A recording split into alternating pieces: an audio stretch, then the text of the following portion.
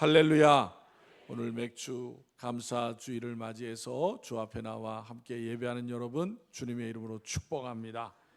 여러분, 맥주 감사절은 구약의 3대 절기의 하나인 맥주절을 계승한 절기입니다. 맥주 감사 주일은 처음 익은 열매를 드리는 날이라고 말하는 것은 각 사람이 하나님께 첫 열매를 자원하여 드리기 때문인 것입니다. 한국 교회는 7월 첫째 주일을 이렇게 맥주 감사 주일로 지키고 있습니다. 우리가 지키는 맥주 감사 주일은 여름 곡식을 거둔 것에 대한 감사요, 또한 한 해의 절반을 은혜로 지내게 되었음을 하나님께 감사하는 날인 것입니다. 이 시간 본문 말씀이 기록된 잠언은 솔로몬이 기록한 것입니다. 솔로몬은 하나님 앞에 일천 번제를 드린 이후에 하나님으로부터 선과 악을 분별할 수 있는 놀라운 지혜를 얻게 되었습니다.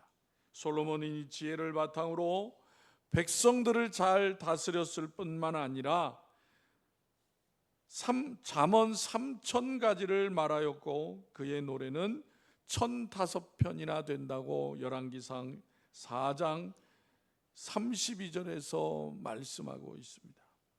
이 시간 잠언의 말씀도 이 솔로몬의 지혜의 잠언 중 한 말씀입니다. 잠언 3장 표제를 보면은 젊은에게 주는 교훈이라고 하고 있습니다. 그래서 1절을 보면 내 아들아 라고 부르면서 나의 명령을 지키라고 하였습니다. 즉 부모가 자녀에게 주는 훈계라는 것입니다. 우리는 다 하나님의 자녀이기 때문에 이 말씀은 곧 우리에게 주시는 지혜의 말씀인 것입니다. 그러므로 맥주감사주일에 주시는 이 말씀이 우리 마음 안에 충만하게 채워주셔서 더욱 하나님께 감사하고 더욱 순종하는 복된 은혜의 말씀이 되시기를 바랍니다. 본문 말씀은 솔로몬이 의도적으로 2절씩을 한 쌍으로 묶어서 말씀하고 있습니다. 그래서 한 쌍마다 공통적으로 무엇을 하면 어떻게 해 주시겠다는 조건이 붙어 있는 것을 볼 수가 있습니다. 즉 1절 2절에 보면 평안하게 오래 살려면 법을 잊지 말라고 하시면서 마음으로 명령을 지켜야 된다고 하고 있습니다. 3절과 4절에서는 하나님과 사람 앞에서 존귀하게 여김을 받으려면 인자와 진리가 떠나게 하지 말고 마음판에 새겨야 한다고 조건을 달아서 말씀하고 있습니다. 특별히 이 시간 본문 말씀 5절부터 10절까지의 말씀을 일컬어서 신앙의 3대 근본이라고 부르기도 합니다. 그만큼 이 말씀이 중요하다는 거예요. 따라서 신앙의 3대 근본이라 불리는 중요한 말씀이 여러분의 지혜가 되고 은혜가 되고 능력이 되어서 여러분들의 삶에 감사가 넘치시기를 바랍니다. 첫째로 본문의 말씀 먼저 5절 6절을 함께 읽겠습니다. 5절 6절 다 같이 너는 마음을 다하여 여호와를 신뢰하고 내 명철을 의지하지 말라. 너는 범사에 그를 인정하라. 그리하면 내 길을 지도하시리라. 아멘. 첫째로 본문의 말씀은 하나님을 신뢰하고 인정하라고 하고 있습니다. 여기서 신뢰한다는 말은 그 몸을 완전히 상대에게 기댄다는 의미를 가지는 말로 자기의 명철, 곧 자기의 경험이나 지혜, 생각을 하나님 앞에 내려놓고 하나님의 지혜를 취하는 것을 말하는 것입니다. 더불어 모든 일에 하나님을 인정할 것을 말씀하고 있습니다. 여러분, 내 의견도 생각도 주장도 없이 한다면 남는 것이 무엇입니까? 그것은 아무것도 없다는 것입니다. 전적으로 아무것도 없는 무가 되는 것입니다. 그런데 이렇게 하는 자에게 하나님께서 약속하시는 것이 뭐라고 하셨습니까? 하나님이 그의 길을 지도하시리라는 말씀이에요. 이것은 단지 길을 지적하고 방향을 제시한다는 의미의 표현이 아닌 것입니다. 여기에서 지도한다는 말은 곧게 한다, 바르게 한다, 번영하게 한다는 등의 축복의 의미가 담겨 있는 말씀인 것입니다.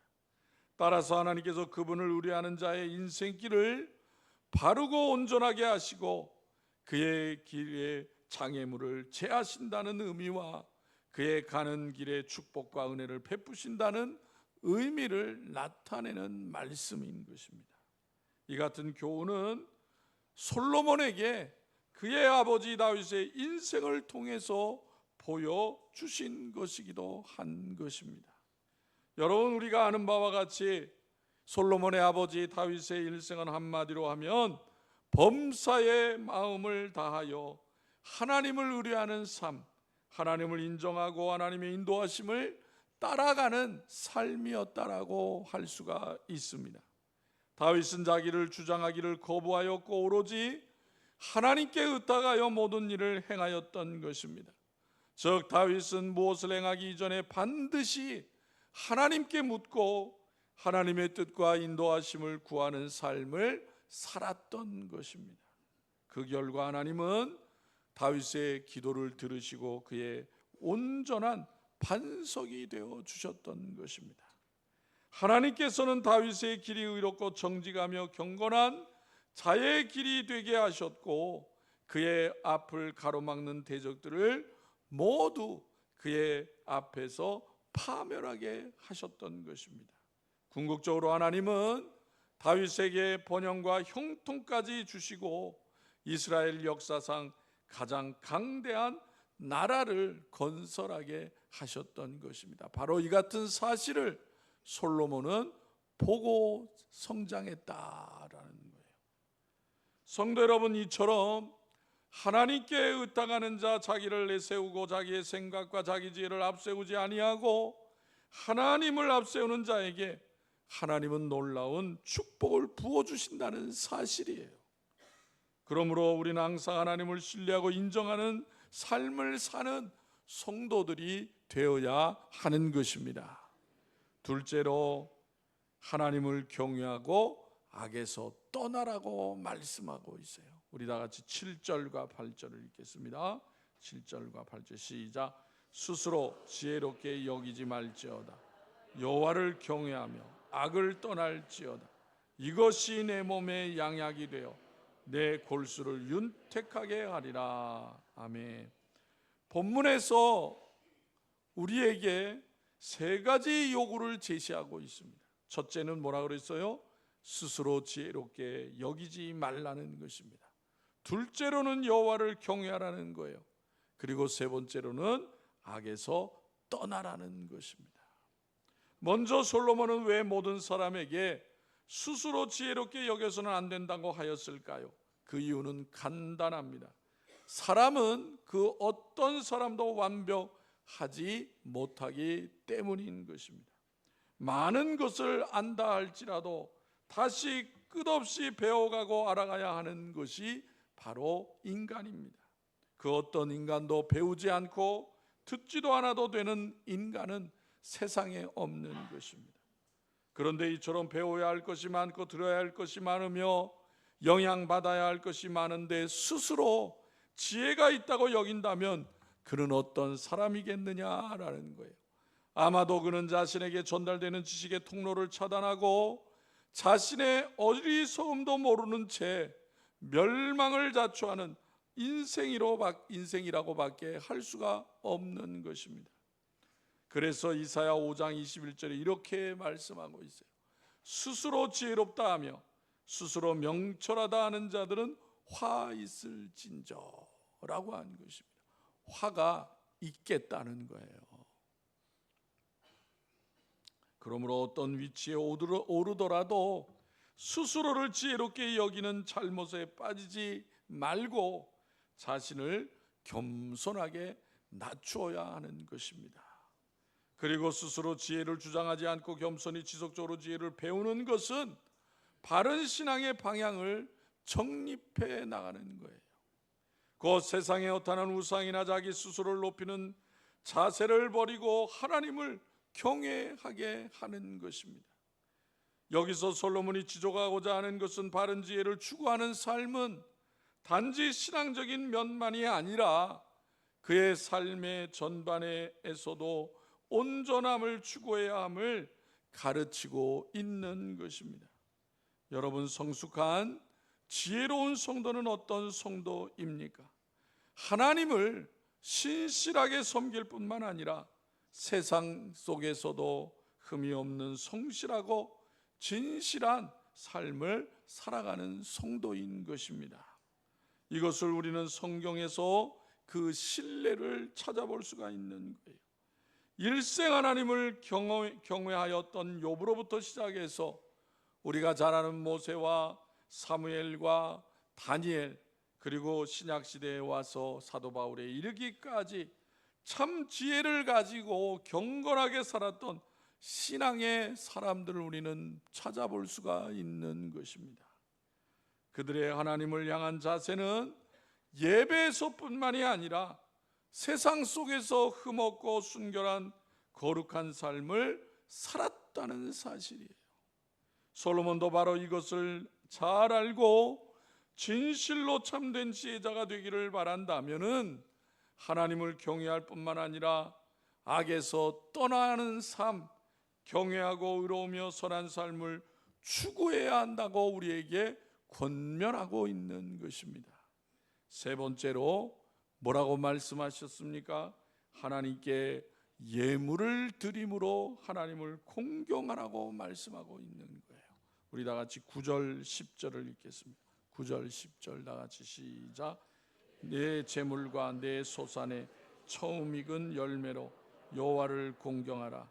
그리하면 내 창고가 가득히 차고 내 포도즙 틀에 새 포도즙이 넘치리라. 아멘. 여기서 재물을 드리라는 말씀은 단지 재물을 드리라는 명령보다도 하나님께 그 마음을 드려야 함을 말씀하고 있는 거예요. 왜냐하면 예수님께서 마태복음 6장 21절에서 이렇게 말씀을 하셨어요. 내 보물이 있는 그곳에는 내 마음도 있느니라 라고 하신 거예요. 그렇게 마음이 가는 그 재물을 드림으로써 마음을 드리고 하나님을 향하여 경의를 표현하는 말씀이에요. 본문에 뭐라고 그랬습니까? 내 소산물에 처음 익은 열매를 드리라고 했어요. 이 말은 이러한 솔로몬의 의도를 잘 보여주는 표현인 것입니다. 왜냐하면 처음 익은 열매란 열매 중에서도 가장 귀한 것을 의미하는 것이기 때문이에요. 여러분들 가운데 예전에 시골에서 농사 지어 본 분들이 많이 계시잖아요. 그죠? 예. 처음에 농사를 시작했습니다. 예. 이게 내가 심는다고 이게 제대로 날까? 예. 그런 염려를 다 갖게 되죠. 예. 그래서 너무나도 궁금해서 매일 나가서 쳐다봅니다. 오늘은 얼마나 자랐나, 얼마나 자랐나. 그래서 그 곡식이 조금씩 자라서 결국에는 열매를 맺게 돼요. 예. 그러면 그 처음 심어본 사람은 너무나 신기한 거예요. 야, 내가 심어도 이렇게 자라네. 야, 참 신기하다. 그래서 그 곡식을 거두게 될 때에 그 기쁨이 얼마나 크겠냐는 거예요. 얼마나. 예. 그것이 또한 얼마나 자신에게는 소중한 것이냐라는 것입니다. 또 예를 들자면 아주 오래전에 제가 아주 어렸을 때니까 한 4, 50년 전에 이런 것 같아요. 예. 이제 성장을 해서 직장 생활을 시작하게 됩니다. 예. 그래서 한 달이 지났어요. 그래서 뭘 받아요? 월급을 받죠. 첫 월급을 받아보는 거예요. 첫 월급을. 야, 이 첫 월급을 어디에 쓸까 생각하다가 누구 생각이 납니까? 그렇죠. 지금까지 이렇게 한 성인으로 길러주신 부모님께 감사해야지 하면서 뭘 사다 드려요? 다 경험이 있으신가 봐요. 내복 사다 드렸어요. 내복. 우리 젊은 분들은 잘 모르시죠? 젊은 분들은 아마 3, 40대는 잘 모를 것 같아요. 3, 40대는. 그죠? 50살은 넘어야지. 내복을 사다 드렸어. 내복을. 지금은 뭐 내복 거의 안 입잖아요. 그죠? 내복 입고 다니면 별종인 줄 알아. 근데 옛날에는 내복을 다 입고 다녔어요. 옛날에 뭐 집들이 다 따뜻하지 못하고 그 방안이 잘 안 돼 있으니까 다 춥잖아요. 그래서 내복을 항상 다 입었잖아요. 그래서 부모님께 내복을 사다 드립니다. 그런데 그것은 단지 내 한 벌의 의미가 아니라 자신이 자라기까지 길러주신 모든 공로를 부모님께 돌리는 감사의 선물이라는 것입니다. 그래서 부모님들은 비록 한 벌 내복이지만은 그 어떤 보석을 사다 주는 것보다도 기뻐하셨고 행복해 하셨다라는 거예요.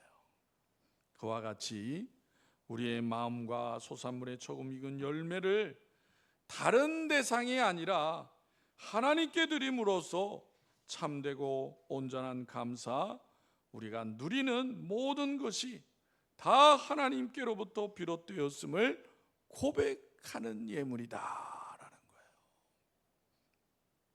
그래서 하나님께서도 그분을 향해 드리는 진실한 신앙 고백과 헌신의 제물에 대하여 무엇보다도 기쁘게 받으신다는 사실이에요.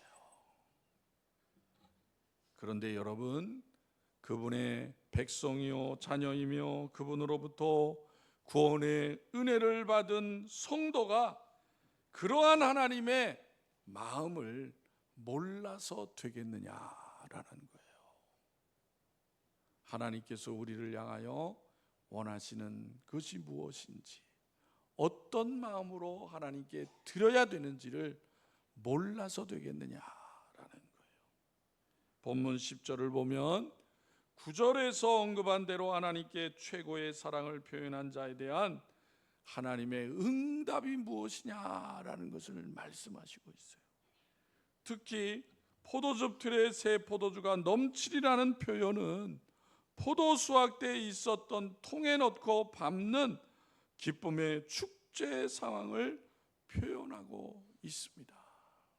즉 하나님을 극진히 사랑하는 사람에게는 하나님께서도 최고의 기쁨으로 보상해 주신다고 하는 것을 확신하는 표현인 것입니다. 성도 여러분, 성경에서 하나님을 향한 온신한 사람들, 그들의 삶을 드리고 온전하게 아름다운 예물을 아낌없이 드렸던 사람들은 결코 빈손으로 돌아간 적이 없다는 사실이에요. 여러분, 아브라함이 하나님의 명령대로 100세가 되어서 얻은 자식을 어떻게 합니까? 하나님께 번제로 드리게 되죠. 그죠?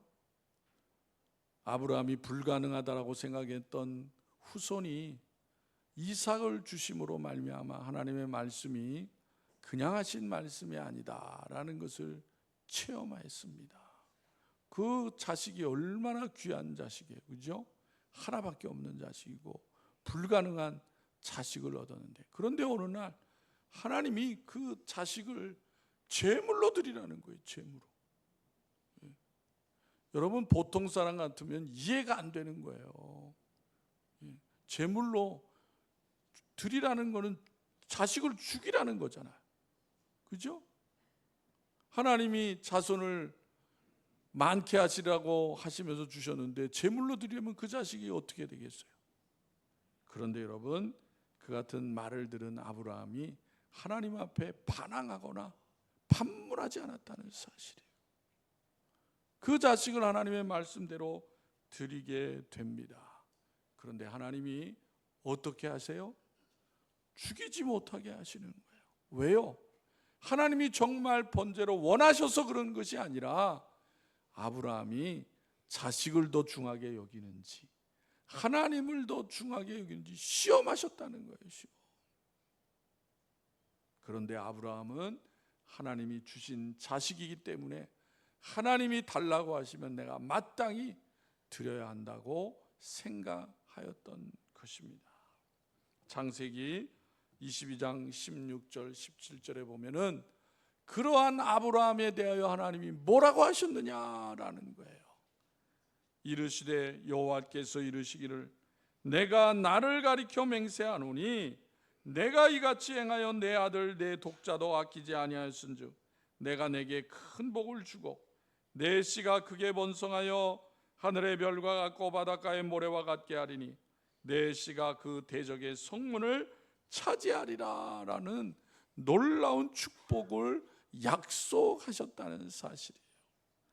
하나님의 그 약속대로 아브라함은 그 자손이 무수히 번창할 뿐만 아니라 그의 씨를 통하여 구속주 되시는 예수 그리스도께서 탄생하시는 축복을 누리는 사람이 되었던 것입니다. 여러분, 아브라함만이 아니라 하나님을 향해 더 나은 것으로 드리고 더 온전한 헌신과 희생을 바친 사람들, 그들 모두가 다 이 땅에서 고난과 어려움을 겪기도 하였지만 빈손으로 돌아가지 아니하고 그 손에 넘치도록 체험을 받는 축복을 누렸던 것입니다. 여러분, 우리가 하나님을 최고로 여기고 최고의 사랑을 드린다는 것이 투자로 보면 얼마나 큰 이익을 남기는 것인가라는 거예요. 요즘에 주식 투자하는 분들이 굉장히 많더라고요. 그래서 어떤 분들은 내가 얼마를 투자했는데 얼마나 많이 벌었어 자랑하는 사람도 많아요. 근데 보면은 여러분, 주식 투자가 쉬운 게 아니잖아요. 그죠? 어렵고 힘든 거죠. 그래서 수익 보는 사람들만 있는 것이 아니라 손해 보는 사람도 많대요. 그런데 여러분, 왜 합니까? 내가 잘하면 많은 것을 얻게 되리라 생각하고 하는 거예요. 손해 본다고 생각하면 누가 하겠어요? 그러나 확률은 높은 것이 아니에요. 그럼에도 한다는 거예요. 그런데 하물며 우리를 사랑하시고 하나님을 사랑하는 자에게 복을 주신다고 약속하신 하나님을 경외하고 하나님 말씀에 순종하는 것이 얼마나 좋은 투자냐라는 것을 우리에게 가르쳐 주시는 거예요. 여러분, 성경을 통해 놀라운 은혜를 받아 누린 믿음의 사람들을 분명하게 보시기를 바랍니다. 그들 가운데 하나님을 최고로 여기지 않은 사람은 한 사람도 없어요. 하나님을 경외하는 사람, 전심으로 헌신하며 기쁨으로 자원함으로 드리는 사람을 하나님은 결코 외면하지 아니하시고 하나님의 놀라운 복으로 갚아주신다는 사실입니다. 사랑하는 성도 여러분, 오늘 맥주 감사 주일을 맞이하여 또한 금년 전반기에 베풀어 주신 은혜에 하나님께 기쁨과 감사함으로 예물을 드리고 영광을 돌리는 성도들이 되시기를 바랍니다. 그리고 무엇보다도 우리 교회를 50년 동안 지켜주시고 험난한 세상 가운데에 믿음 주시고 하나님의 나라를 위하여 잘 쓰임받게 하신 것도 기억하시고 감사하는 성도들이 되시기를 바랍니다. 오늘 솔로몬을 통해서 우리에게 주시는 말씀과 같이 하나님을 더욱더 신뢰하고 하나님을 인정하고 경외하고 공경하는 삶을 통하여 하나님께서 약속하신 차고 넘치는 복을 받고 살아가는 복된 성도들이 다 되시기를 주님의 이름으로 축원합니다. 기도드리겠습니다. 하나님 아버지, 감사합니다.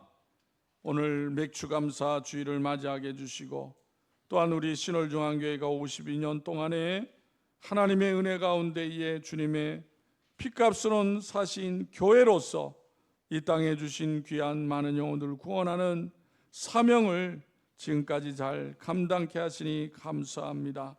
아버지 하나님, 혼란한 세상 가운데에 죄악이 난무하는 세상 속에서 주님의 세우신 교회가 더욱 진리의 말씀 가운데 흔들림 없이 굳건히 서게 하여 주시옵시고, 사랑하는 성도들 한 심령 가정마다 주의 성령이 함께하여 주시어서 날마다 하나님의 놀라우신 은혜와 사랑을 경험하며 하나님 앞에 더욱더 힘써 영광을 돌리는 삶을 살아가는 성도들이 다 되어지게 하여 주시옵소서. 아버지, 온란한 세상 가운데 여전히 또 전쟁으로 인해서 환난으로 인해서 고통받는 백성들을 불쌍히 여겨 주시어서 주님을 찾고 의지하게 하여 주심으로 말미암아 모든 환난을 이겨내는 복된 나라 백성들이 되어지게 하여 주옵소서. 이 나라 이 백성도 하나님의 은혜를 잊어버리지 않게 하여 주옵시고, 지금까지 베풀어 주신 하나님의 놀라운 사랑과 은혜 때문에 이 나라가 부강하게 된 것을 감사하며 하나님 앞에 영광 돌리고 하나님을 찾고 의지하는 나라 백성 되어지게 하여 주옵소서. 무엇보다도 대통령과 위정자들이 바로 서게 하여 주시어서 국민을 안전하게 평안하게 잘 이끌어갈 수 있는 하나님의 지혜를 의지하는 위정자들이 되게 하여 주옵소서. 아버지 하나님, 주님의 몸된 교회와 성도들이 진리의 말씀 가운데에 날마다 감사와 하나님 앞에 영광을 돌리는 교회가 되게 하시고 성도들이 되어지게 하여 주옵소서. 각 처소에서 하나님의 자녀로서의 본분을 더욱더 힘있게 이루어갈 수 있도록 은혜 베풀어 주옵소서. 우리들의 사랑하는 자녀들 하나님 믿음 안에 굳건히 세워 주시어서 꿈과 소망을 갖고 펼쳐나갈 수 있도록 도우시고 역사하여 주옵소서. 성도들 가운데 질병으로 병마와 싸우는 성도들이 많이 싸우니 속히 은혜를 베풀어 주셔서 치료하여 주시고 건강 회복하게 하여 주시어서 감사와 기쁨으로 하나님 앞에 더 귀한 영광을 돌리는 삶을 살아갈 수 있도록 도와주시옵소서. 아버지 하나님, 사랑하는 성도들이 매일매일 삶 가운데 주님이 함께 하심을 잊지 않게 하여 주시어서 날마다 그 하나님께 감사하며 찬양과 영광을 돌리는 삶이 날마다 풍성하게 이루어가도록 역사하여 주시옵소서. 우리를 사랑하시는 예수님의 이름으로 기도하옵나이다. 아멘.